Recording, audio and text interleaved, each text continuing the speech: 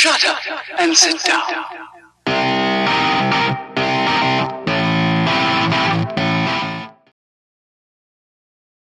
Ask any EV owner the best thing about his EV and he'll tell you no CO2 out the back. True, but that's not the problem with EVs. From the moment of conception, the mining of the materials, the processing of the materials, the manufacturing of the batteries, the manufacturing of the car, the carbon footprint is massive. The CO output of that car is massive. The pollution that car produces is massive. The environmental damage that car produces is massive. To produce exactly the same damage that EV has caused from conception to doing its very first mile in an internal combustion engine, the internal combustion engine has to do 100,000 miles or there and thereabouts to produce what an EV does before the EV's even turned a single wheel on the road when you buy it.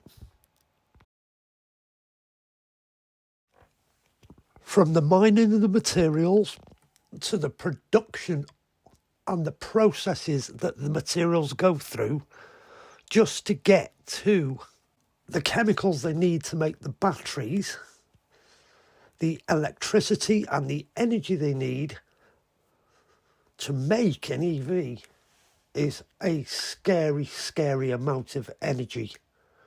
A lot more than producing an internal combustion engine car.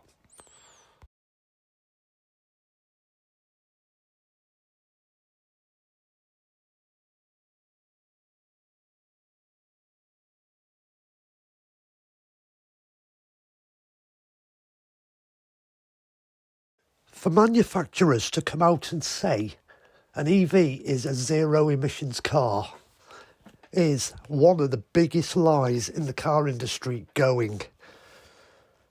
You've got brake dust, but that goes for both internal combustion and EVs. They've all got brake discs, they've all got brake pads, they all produce dust. But the biggest problem with EVs is their weight, and they wear tyres out quicker than an internal combustion engine car. And the particulates that come off tyres are more dangerous, 4 to 5 times more dangerous to human lungs than CO2 emissions from internal combustion engine cars. So where does the electric come from to power these electric cars? You've got nuclear. You've got solar, you've got wind, you've got gas, you've got coal, you've got oil, and then you've got the problems of decommissioning nuclear power stations when they get to the end of their life.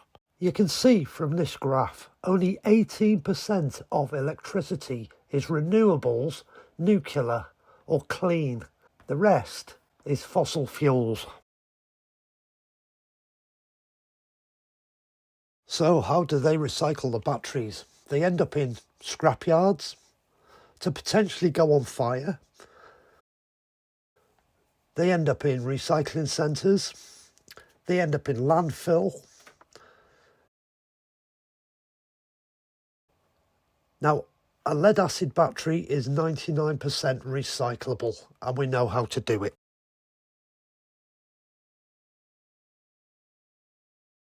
The total carbon emissions for every type of transportation, cars, planes, boats, trucks, is 15% of the total world output. Emissions for cars, just cars, is 7% of the total world output. The burning of fossil fuels, coal, gas, oil, that's another 23% of the total world output of CO2. Industry accounts for 23% of the world's CO2 output, and farming accounts for 22% of the world's CO2 output. Thank you for getting to the end of the video.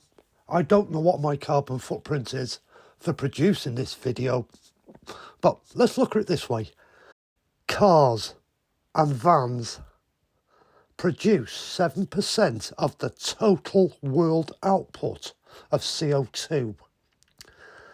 Then you've got energy production, burning the fossil fuels, 23%. Industry, 23%. Farming, 22%. Where's the problem? It's not motor vehicles. Anyhow, if you've enjoyed the video, please click like. Please consider subscribing to the channel. Please put a comment below. And if you've enjoyed this content, please let me know.